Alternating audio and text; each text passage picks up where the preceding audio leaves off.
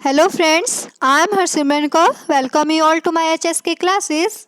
आज चूँकि मैं आपके लिए इम्पोर्टेंट MCQs को लेकर, जो भी स्टूडेंट NTA NET JRF कर रहे हैं तो उनको पता है कि सेकंड पेपर डिफरेंट होता है एज़ पर सब्जेक्ट चॉइस, कि जो उनके पास सब्जेक्ट होता है पहले से कि वो +1 से क्या पढ़ते आ रहे हैं, उन्होंने जो है कॉलेज कैसे किया है, तो उसी के अकॉर्डिंग मैं आपके लिए MCQ लेकर आई हूँ जो इम्पोर्टेंट है एग्ज़ाम के पॉइंट ऑफ व्यू से, जो NTA NET JRF के एग्ज़ाम में मोस्टली पूछे जाते हैं और इन्हीं से रिलेटेड क्वेश्चन जो है आगे बनकर आते भी हैं। तो आप इनको अच्छे से प्रिपेयर कर लीजिए ताकि ऐसे ही और क्वेश्चंस आप खुद भी सर्च करके देख सकते हो और मैं आपके लिए लेकर भी आऊँगी। तो कॉमर्स से रिलेटेड यानी कि जो पेपर सेकंड जो स्टूडेंट कॉमर्स के लिए प्रिपेयर कर रहे हैं तो उनके लिए MCQ बहुत इंपॉर्टेंट होने वाले हैं।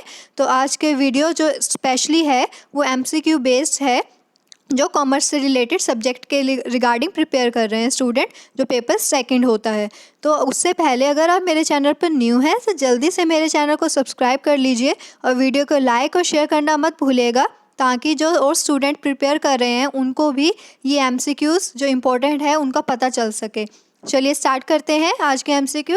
तो फर्स्ट क्वेश्चन है, goodwill of a firm of X and Y is valued at ₹30,000, यानी कि X और Y की जो टोटल गुडविल है फर्म के अकॉर्डिंग वो है ₹30,000, और एक जो आगे गुडविल बता रखी है ₹12,000 अपेयरिंग इन द बुक्स।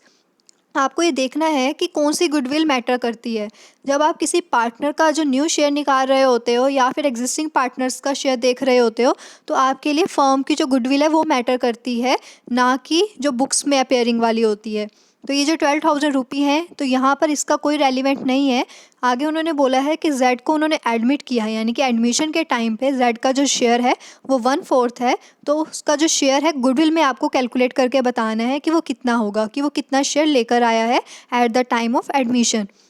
तो आपको पता है कि टोटल जो गुडविल है फर्म की वो है ₹30,000। तो क्या किया जाएगा, Z का शेयर कैलकुलेट करने के लिए 1/4 यानी कि 1/4 30,000 का कैलकुलेट कर लिया जाएगा, जो कि ₹7,500 होते हैं। तो आपके लिए यहाँ पर ऑप्शन C एकदम करेक्ट है कि कौन सा शेयर जो पार्टनर है वो लेकर आया है, तो वो आप 30,000 के ऊपर 1/4 कैलकुलेट करके कर सकते हो। तो ऑप्शन C यहाँ पर जो है करेक्ट है। नेक्स्ट क्वेश्चन है, SIDBI was set up as a subsidiary of IDBI। तो उन्होंने पूछा है कि जो सिडबी है उसको सेटअप तो किया गया है सब्सिडरी के तौर पर IDBI की, पर किस पर्पज़ के लिए, क्यों उसको एस्टैब्लिश किया गया है। देन फर्स्ट ऑप्शन है, function of small business financing of IDBI, यानी कि IDBI के स्मॉल जो बिजनेस फाइनेंसिंग फंक्शंस होते हैं, छोटे छोटे काम होते हैं, उनको कवर अप करने के लिए। नेक्स्ट ऑप्शन है option B, venture capital operations of ICICI, यानी कि ICICI के जो टेक ओवर वेंचर हैं उनकी ऑपरेशंस को, उनकी एक्टिविटीज़ को परफॉर्म करने के लिए। नेक्स्ट ऑप्शन है, reconstruct and rehabilitate the sick and close industry unit. तो आपको इसमें पूछा गया है क्या IDBI के तौर पर जो IDBI की सब्सिडरी बनाई गई है सिडबी, तो क्या उसको सिक यूनिट यानी कि ऐसी यूनिट जो ख़राब हो जाती हैं, जिनकी इम्प्रूवमेंट की ज़रूरत है, यानी कि उनमें दोबारा पैसा लगाकर उनको दोबारा खड़ा करने की ज़रूरत होती है, तो ऐसी यूनिट उनको सिक यूनिट्स बोला जाता है, क्या उसकी रिकंस्ट्रक्शन के लिए बनाया गया है। नेक्स्ट है, facilitate finance and promote India foreign trade, क्या इंडिया के फॉरेन ट्रेड को रेगुलेट करने के लिए, फाइनेंस को रेगुलेट करने के लिए इसे बनाया गया है। तो इसके लिए ऑप्शन ए एकदम करेक्ट है कि सिडबी को जो बनाया गया है IDBI की सब्सिडरी, वो किस लिए बनाया गया है कि जो छोटे छोटे काम होते हैं, स्मॉल स्केल बिजनेस होते हैं, उनकी नंबर ऑफ़ एक्टिविटीज़ होती हैं, उनका प्रमोशन करना होता है, उनके प्रोडक्ट के लिए उनको फाइनेंस देना होता है, उनके जो भी बिल डिस्काउंट करवाने होते हैं, रीडिस्काउंट होते हैं बिल्स, ठीक है, उनके एक्सपेंशन के लिए उनको फाइनेंस की जो ज़रूरत होती है, लीजिंग के लिए, यानी कि उनको क्या चाहिए, एसेट चाहिए बाहर से एज अ रेंट पर्पस, यानी कि वो अपनी एसेट नहीं खरीद सकते स्मॉल स्केल बिजनेस यूनिट, तो उनको क्या किया जाता है कि आप बिज़नेस में आप अपना पैसा लगाइए, तो एस प्लस लीजिंग के लिए, यानी कि एसेट्स को क्या करने के लिए, रेंट पर लेने के लिए उनको फाइनेंस दिया जाता है। तो उन सब कामों के लिए सिडबी को एस्टैब्लिश किया गया एज अ सब्सिडरी, यानी कि सेकंड ब्रांच, यानी कि उसकी ब्रांच के तौर पर बनाया गया IDBI की। तो यहाँ पर ऑप्शन ए एकदम करेक्ट है, यानी कि take over the function of small business financing of IDBI के लिए सिडबी को बनाया गया। Next question, select the correct code of the following statement being correct और इनकरेक्ट, की बतानी है कौन सी स्टेटमेंट किसके साथ सही है या नहीं है। तो पहली स्टेटमेंट है, international liquidity encompasses the international reserve only. क्या कि इंटरनेशनल लिक्विडिटी जो है वो इंटरनेशनल रिजर्व्स के लिए है सिर्फ। नेक्स्ट स्टेटमेंट है international liquidity cover only official holding of gold, foreign exchange, SDRs and reserve position in the IMF available for the settlement of international transaction. यानी कि जो इंटरनेशनल मॉनेटरी फंड है उसमें इंटरनेशनल लिक्विडिटी है वो किस किस को कवर करती है। अगर आपको बाहर के देश को, किसी आउटसाइड कंट्री को कुछ पेमेंट करना है तो वो फ़ॉरेन के फॉर्म में, फ़ॉरेन एक्सचेंज की फॉर्म में, गोल्ड की फॉर्म में, SDR स्पेशल जो डिपॉजिट रिसिप्ट होती हैं उनके तौर पर किया जाता है इंटरनेशनल लिक्विडिटी को। बट जो पहली स्टेटमेंट है वो करेक्ट नहीं है। क्यों? क्योंकि इंटरनेशनल जो लिक्विडिटी है वो अकेला रिजर्व्स को कंजर्व करके नहीं चलती, वो नंबर ऑफ मैटर्स को कंजर्व करके चलती है। तो यहाँ पर ऑप्शन है both the statement are correct, तो ये बिल्कुल सही नहीं है। Both the statement are incorrect, option B ये भी सही नहीं है। नेक्स्ट स्टेटमेंट है कि statement first is correct while the statement second is incorrect, तो ये भी गलत है। तो यहाँ पर जो ऑप्शन डी है statement first is incorrect while the statement second is correct, ये ऑप्शन बिल्कुल सही है। क्योंकि हमारे पास जो इंटरनेशनल लिक्विडिटी है उनमें वो सारी एसेट्स आती हैं जो फ्रीली मूव की जाती हैं एज अ पेमेंट, यानी कि पेमेंट के तौर पर आप क्या क्या चीज़ों को यूज़ कर सकते हो फॉरेन ट्रेड के लिए, इंटरनेशनल ट्रेड के लिए, वो सब कुछ इसमें सही है। बट जो पहली वाली स्टेटमेंट थी कि वो सिर्फ रिजर्व्स तक लिमिटेड है वो गलत है, तो वो इसमें सही नहीं है। तो इसका लास्ट ऑप्शन डी वो एकदम करेक्ट है। नेक्स्ट क्वेश्चन है अ descriptive thought that a person hold about something is called. एक दिमाग में धारणा बन जाती है जैसे लोगों के कि हाँ यही सही है, तो उस पर्सन के जो माइंड में डिस्क्रिप्टिव थॉट है तो उसको जो होल्ड ऑन करके वो चलता है किसी चीज़ के रिगार्डिंग, ठीक है, उसको क्या बोला जाता है? बिलीफ, यानी कि विश्वास, एक धारणा बन जाना। नेक्स्ट है लर्निंग। लर्निंग तो होता है सीखना, तो सीखना कभी भी एक थॉट के तौर पर नहीं रहता, ठीक है। नेक्स्ट है एटीट्यूड। एटीट्यूड का मीनिंग होता है कुछ भी नेगेटिव या पॉजिटिव जो चेंज होता रहता है किसी भी चीज़ के रिगार्डिंग, ठीक है, पर्टिकुलर कंडीशन के अकॉर्डिंग। परसेप्शन। परसेप्शन क्या होता है कि एक ऐसी इमेजिनेशन जब आप सोचते हो कि सामने कोई पर्सन आ रहा है तो आप उसे दूर से देख रहे हो, हाँ ये क्या मैं इसको जानता हूँ या नहीं जानता, तो ये होती है परसेप्शन। तो इसके लिए ऑप्शन ए एकदम करेक्ट है, क्योंकि बिलीफ ही एक ऐसा है जिसे डिस्क्रिप्टिव थॉट माना जाता है, यानी कि धारणा बना ली जाती है। जैसे हम किसी प्रोडक्ट के रिगार्डिंग बना लेते हैं, लॉयल हो जाते हैं कि हाँ ये प्रोडक्ट सही है हमारी फैमिली के लिए और हमारे लिए भी, तो आप उसी को ही लेकर आते हो बार बार, ठीक है। और एटीट्यूड में मोस्ट ऑफ अ स्टूडेंट जो है कंफ्यूज हो जाते हैं कि एटीट्यूड होगा, बट नहीं। एटीट्यूड क्या होता है? जो लाइकिंग और डिसलाइकिंग जो चेंज होती रहती है बार बार, बट बिलीफ एक टाइप की धारणा बन जाती है किसी चीज़ के रिगार्डिंग, ठीक है। तो यहाँ पर जब डिस्क्रिप्टिव थॉट की बात होगी तो आपने ऑप्शन ए यानी कि बिलीव को ही चूज़ करना है। नेक्स्ट क्वेश्चन है, इसमें मैच करना है आपको लिस्ट 1 को लिस्ट 2 के साथ। तो पहला उन्होंने पूछा है प्लानिंग कमीशन, तो आपको पता होना चाहिए कि प्लानिंग कमीशन है उनके नंबर ऑफ़ ईयर्स बता रखे हैं, तो आपको ये देखना है। ऐसे ही question most of NTA NET JRF के जो कॉमर्स में हैं उसमें पूछे जाते हैं पेपर सेकंड में कि ये जो है कमीशन है या फिर ये रूल्स हैं ये किस ईयर में आए थे। तो आप ऐसे ही क्वेश्चन प्रिपेयर करके रखिए क्योंकि ऐसे नंबर ऑफ़ क्वेश्चंस पूछे जाते हैं, ठीक है। तो प्लानिंग कमीशन आपको पता है जो 5 साल की जो एक ऐसी कमीशन जो 5 साल के जो बजट प्लान होते हैं, ठीक है, कंट्री से रिलेटेड वो बनाती है, तो उसको प्लानिंग कमीशन है, ठीक है। वो कब आई थी हमारे पास वो हमें बताना है। कंपटीशन एक्ट बताना है, एड्रियन कैडबरी की कमेटी बतानी है, रंगराजन कमेटी बतानी है, इन सब के ईयर आपको यहाँ पर जैसे मैच कॉलम होते हैं वो करने हैं। तो जो हमारे पास ऑप्शंस दे रखे हैं उनके अकॉर्डिंग प्लानिंग कमीशन 1951 के अंडर आई थी, तो यहाँ पर ऑप्शन सी एकदम करेक्ट है। जो 5 ईयर प्लान बनाती है ये कमेटी हमारे लिए, ठीक है, इंडिया के लिए प्लान बनाए जाते हैं 5 ईयर के तौर पर। नेक्स्ट है कंपटीशन एक्ट 2002 में आया था जो बनाया जाता है, और ये जो कंपटीशन एक्ट है वो सब लोग फॉलो करते हैं, सारी कंपनी सारे बिजनेस, ताकि एक हेल्दी कंपटीशन को रन किया जा सके मार्केट में। जो एड्रियन कैडबरी कमेटी है वो 1991 में आई थी, तो इसका जो मेन पर्पस था वो फाइनेंशियल रिपोर्टिंग का था जो लंदन स्टॉक एक्सचेंज के रिलेटेड है। नेक्स्ट है रंगराजन कमेटी जो कि पब्लिक जो सेक्टर की यूनिट्स हैं और प्राइवेट सेक्टर की यूनिट है, इनमें इन्वेस्टमेंट से रिलेटेड जो भी क्लैशेस हैं उनसे रिलेटेड बनाई गई थी। तो यहाँ पर आपको क्या करना है ये देखना है, अगर आपको कोई भी ऑप्शन पता है, लाइक आपको पता है कि प्लानिंग कमीशन है वो 1950 अंडर 1951 के अंडर है, कंपटीशन एक्ट 2002 के अंदर है, तो उसके लिए आपको ऑप्शन देखते जाना है।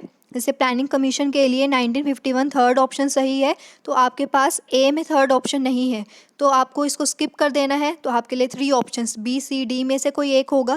देन अब आपको देखना है कंपटीशन एक्ट, वो 2002 है, तो इसके लिए ऑप्शन 2 यानी कि बी का सेकंड ऑप्शन सही है। तो बी का सेकंड ऑप्शन सी और डी में सही है, बी में नहीं है, तो ये 2 ऑप्शन ए और बी हटा दीजिए।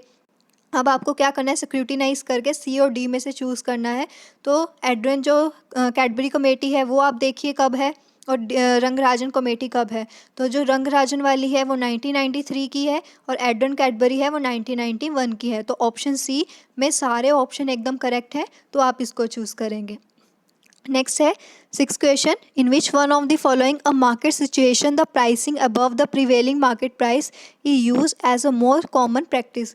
मीन्स हमें ऐसी मार्केट सिचुएशन को देखना है जब सेलर क्या करता है, मार्केट प्राइस से ज़्यादा भी चार्ज करता है। तो आपको पता होना चाहिए जब कब कोई सेलर मार्केट प्राइस से ज़्यादा चार्ज करता है तो एक ऐसी चीज़ों के लिए करता है जो कि लग्जीरियस हो। लग्जूरियस प्रोडक्ट के लिए ही ज़्यादा से ज़्यादा चार्ज किया जाता है, क्योंकि पता है कि जो रिच पीपल की सोसाइटी है वो उसको परचेज़ करेगी ही करेगी। तो यहाँ पर हमारे लिए ऑप्शन सी यानी कि market where the seller rely on the customer high propensity to the consume और प्रेस्टिजियस जो कॉमोडिटी है, यानी कि उनको पता है कि एक ऐसी जो ब्रांडेड चीज़ें हैं, जो महंगी चीज़ें हैं, उनके रिलेटेड अगर आप जो है ज़्यादा भी चार्ज करोगे, सेलर अगर ज़्यादा भी चार्ज करेगा तो कस्टमर उसके लिए पे करेगा। तो यहाँ पर ऑप्शन सी एकदम करेक्ट है, क्योंकि फर्स्ट ऑप्शन में उन्होंने बोला है market where the selling firm face perfect competition. ठीक है, तो उसके रिगार्डिंग ये सही नहीं है। परफेक्ट कंपटीशन में कभी भी मार्केट प्राइस से ज़्यादा चार्ज नहीं किया जाता। Second option, market where the selling firm want to gain popularity. तो पॉपुलैरिटी के केस में कभी भी ऐसा नहीं होगा कि मार्केट प्राइस से ज़्यादा चार्ज किया जाए। और सी ऑप्शन एकदम करेक्ट है। एंड डी में उन्होंने पूछा है जब सेलिंग फर्म क्या करती है, एंटर करती है stage of maturity and saturation, तो उस केस में कभी भी मार्केट प्राइस से ज़्यादा चार्ज नहीं किया जा सकता, क्योंकि मैच्योरिटी की स्टेज आ चुकी होती है। तो यहाँ पर ऑप्शन सी एकदम करेक्ट है कि जब प्रेस्टिजियस कॉमोडिटी के रिलेटेड जब ज़्यादा चार्ज किया जाता है। नेक्स्ट है हमारे पास, इसमें भी मैच द कॉलम करना है। तो पहला जो हमारे पास है प्रिंसिपल ऑफ सेपरेशन एंटिटी, जो क्या कहता है सेपरेट एंटिटी का कि एक बिजनेस और बिजनेसमैन डिफरेंट है, तो उसके रिगार्डिंग है।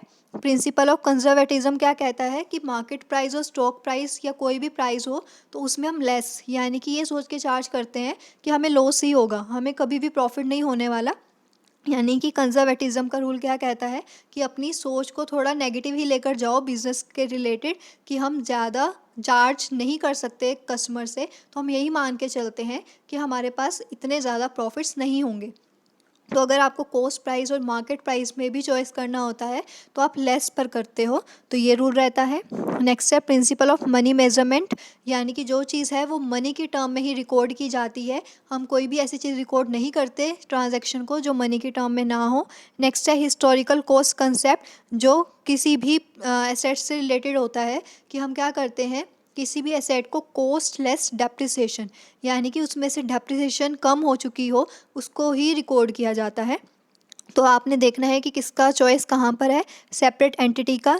तो आप देख सकते हो third option, capital contributed by the proprietor is known as a liability in a balance sheet, कि जब बैलेंस शीट में दिखाया जाता है लाइबिलिटी साइड कैपिटल को यही मानकर कि बिजनेस में जो पैसा लगाया गया है बिजनेसमैन की तरफ से वो क्या है, उस लाइबिलिटी है बिजनेस की, वो उसको एक ना एक दिन चुकानी पड़ेगी। तो ए का थर्ड ऑप्शन देखिए, तो ए का थर्ड ऑप्शन ए में भी है, बी में भी है और डी में भी है, तो सी में नहीं है, तो ये स्किप कर दीजिए। नेक्स्ट, प्रिंसिपल ऑफ कंजर्वेटिज्म का रूल जो आपको बताया था कि क्या कहता है कि हमारे पास किसी भी चीज़ को कम में ही लेकर जाओ, तो लास्ट वाला ऑप्शन देखिए, valuing inventory at cost of market price which ever is less. तो इसके लिए ऑप्शन फोर्थ यानी कि बी का फोर्थ देखिए कहाँ पर है, वो बी ऑप्शन में है, तो यहाँ पर हमारे पास बी वाला ऑप्शन सही जा रहा है। और नेक्स्ट है हमारे पास प्रिंसिपल ऑफ मनी मेजरमेंट, तो आप यहाँ पर देखिए second option, recording of punctuality and honesty, जो कि कभी भी पॉसिबल नहीं है, तो मनी मेजरमेंट कंसेप्ट इसी से रिलेट रखता है। तो हमारे पास देखिए बी ऑप्शन एकदम करेक्ट है, ठीक है, क्योंकि हिस्टोरिकल कॉस्ट वाला कंसेप्ट लास्ट वाले के साथ मैच, फर्स्ट के साथ मैच हो रहा है, valuing plant machinery at costless depreciation. तो यहाँ हमारे पास ऑप्शन बी एकदम करेक्ट है। नेक्स्ट है विच one of the following is not correct. हमें बताना है कि इनमें से कौन सा फॉर्मूला करेक्ट नहीं है। तो आपको पता होना चाहिए कि मार्जिन ऑफ सेफ्टी है तो उसका जो फॉर्मूला है प्रॉफिट अपॉन पीवी रेशियो ही होता है। Next option B, PV ratio कैसे कैलकुलेट की जाती है, change in contribution upon change in sale into 100, ये भी सही है। नेक्स्ट है सी, ब्रेक इवन पॉइंट कैसे निकाला जाता है, fix cost divided by contribution per unit. And D option is required sale to earn desire profit. अगर आपने डिज़ायर प्रॉफिट आपके पास, आपको देखना है कि कितना अर्न करना है उसके रिगार्डिंग, तो desire profit upon PV ratio, ये वाला ऑप्शन गलत है, क्योंकि हमें डिज़ायर प्रॉफिट के साथ एक जो फिक्स कॉस्ट होती है उसको लेकर चलना होता है। तो हमारे पास यहाँ पर उन्होंने पूछा है कि कौन सा ऑप्शन गलत है, तो आपको बताना है ऑप्शन डी वो गलत है, क्योंकि जब कभी भी हमें क्या करना होता है, सेल, रिक्वायर्ड सेल के अकॉर्डिंग डिज़ायर प्रॉफिट देखना होता है, तो fix cost plus desire profit upon PV ratio होता है, जो कि यहाँ पर नहीं था, यहाँ पर सिर्फ डिज़ायर प्रॉफिट लिखा हुआ था लास्ट ऑप्शन में। तो यहाँ पर ऑप्शन डी एकदम करेक्ट है। नेक्स्ट क्वेश्चन, एजर्शन दिया हुआ है कि मैनेजमेंट क्या है, सेट ऑफ प्रिंसिपल है relating to its function, and उसकी रीजनिंग दे रखी है कि ऊपर वाली स्टेटमेंट की ये रीज़न है। तो वो बताया है management is essential to run all type of organisation. अब आप देख सकते हो कि दोनों, एक एजर्शन है, क्या उसकी रीजनिंग सही है या नहीं है ये हमें बताना है। तो आप देखो कि मैनेजमेंट क्या है, सेट ऑफ 5 फंक्शंस है, ठीक है, प्लानिंग, ठीक, ऑर्गेनाइजिंग, हमारे पास स्टाफिंग आता है, डायरेक्टिंग आता है और कंट्रोलिंग आता है। इन 5 फंक्शंस को मिलाकर मैनेजमेंट के सेट बनता है फंक्शंस का, वो सही है। और रीजनिंग ये बताना कि ये बिज़नेस को चलाने के लिए इम्पोर्टेंट है, पर कैसे इम्पोर्टेंट है, तो ये उसकी परफेक्ट रीजनिंग नहीं है ऊपर वाली स्टेटमेंट की, तो वो हमें देखना है। तो यानी कि हमें ये बताना है कि असर्शन सही है, रीजनिंग भी अपनी जगह सही है, पर रीजनिंग डायरेक्ट असर्शन से रिलेट करती है ऐसा नहीं है। तो आप ऑप्शन देखेंगे कि assertion and reasoning both are correct and reasoning in the right explanation, ये गलत ऑप्शन है क्योंकि रीजनिंग सही नहीं है असर्शन की। नेक्स्ट है assertion and reasoning both are correct but reasoning is not the right explanation. तो ये ऑप्शन एकदम सही है कि असर्शन और रीजनिंग दोनों अपनी जगह सही है, पर रीजनिंग डायरेक्टली असर्शन से रिलेट नहीं रखती। तो आप देख सकते हो कि मैनेजमेंट वाला काम और जो दूसरी स्टेटमेंट है वो दोनों अपनी जगह सही है, पर वो उसका डायरेक्ट लिंक नहीं बनता। नेक्स्ट क्वेश्चन है, स्टेटमेंट दे रखी है a form of non store retailing that uses advertisement to contact customer who in turn purchase product without visiting a retail store. कि आप क्या कर रहे हो, एडवर्टीजमेंट कर रहे हो बिना उस प्लेस पर जाए, यानी कि आपको क्या किया जा रहा है, आप अपने घर पर बैठे हो, सेलर अपनी जगह पर बैठा है, वो ऑनलाइन क्या कर रहा है, प्रमोशन कर रहा है, ठीक है, और आप उसके प्रोडक्ट की तरफ अट्रैक्ट हो रहे हो। तो ये डायरेक्ट सेलिंग कभी भी नहीं होता, ये होता है हमारे पास डायरेक्ट मार्केटिंग। नेक्स्ट स्टेटमेंट दे रखी है a form of non store retailing in which personal contact between a sales person and a consumer occur. तो उन्होंने बोला है कि आप अपनी जगह बैठे हो घर पर, सेलर अपनी जगह बैठा है, पर आपके साथ क्या हो रही है, डील चल रही है, तो यहाँ पर होती है डायरेक्ट सेलिंग। तो आप देख सकते हो कि दोनों स्टेटमेंट सही तो हैं, बट उनका इज़ कॉल्ड, यानी कि उनको कहते क्या है वो गलत लिखा हुआ है, वो ऑपोजिट हो चुका है। ऊपर वाला डायरेक्ट जो मार्केटिंग का है और नीचे वाला डायरेक्ट सेलिंग का है। तो हमें बताना है क्या वो स्टेटमेंट सही है या नहीं है। तो उसके रिगार्डिंग ऑप्शन है, पहला ऑप्शन बता रखा है कि स्टेटमेंट 1 करेक्ट है, स्टेटमेंट 2 नहीं है, statement 1 is not correct but statement 2 is correct, both statement are correct, और लास्ट ऑप्शन है both the statement are not correct. तो यहाँ पर ऑप्शन डी एकदम सही है कि कोई भी स्टेटमेंट सही नहीं है, क्योंकि उनको क्या किया गया है, वाइस वर्सा कर दिया गया है। जो डेफिनेशन डायरेक्ट सेलिंग की है उसको मार्केटिंग लिखा हुआ है, और जो मार्केटिंग लिखा हुआ है उसको सेलिंग में कन्वर्ट कर दिया गया है। तो यहाँ पर ऑप्शन डी एकदम सही है कि कोई भी स्टेटमेंट ट्रू नहीं है। Thank you so much friends. तो ये थे 10 MCQs जो बहुत ही इंपॉर्टेंट थे कॉमर्स से रिलेटेड। ऐसे बहुत से MCQs हैं जो मैं आपके लिए लेकर आऊँगी ताकि आप इजीली कॉमर्स के पेपर को क्रैक कर पाएंगे, क्योंकि मोस्ट ओवर यही प्रॉब्लम आता है कि कॉमर्स के पेपर में एग्ज़ाम्स के टाइम पे आप प्रिपेयर नहीं करते और इसमें मार्क्स कम रह जाते हैं, क्योंकि पेपर फर्स्ट तो ईज़िली क्रैक हो जाता है क्योंकि आप उस पर फोकस करके चलते हो, बट पेपर सेकंड में आप फोकस नहीं करते तो उसमें आपके मार्क्स कम रह जाते हैं। तो आप इसको साइड बाय साइड प्रिपेयर करके चलिए। ये ईजीएस्ट एमसीक्यूज़ हैं और बहुत अच्छे हैं। ऐसे ही क्वेश्चंस आपको एग्ज़ाम में मिलेंगे। तो ऐसे मैं आपके लिए एग्ज़ाम्स के पॉइंट ऑफ व्यू से रिलेटेड क्वेश्चन लेकर आती रहूँगी। Thank you so much friends. अगर आपको कोई भी डाउट आता है तो आप मुझसे कमेंट सेक्शन में पूछ सकते हैं। Stay safe, stay healthy.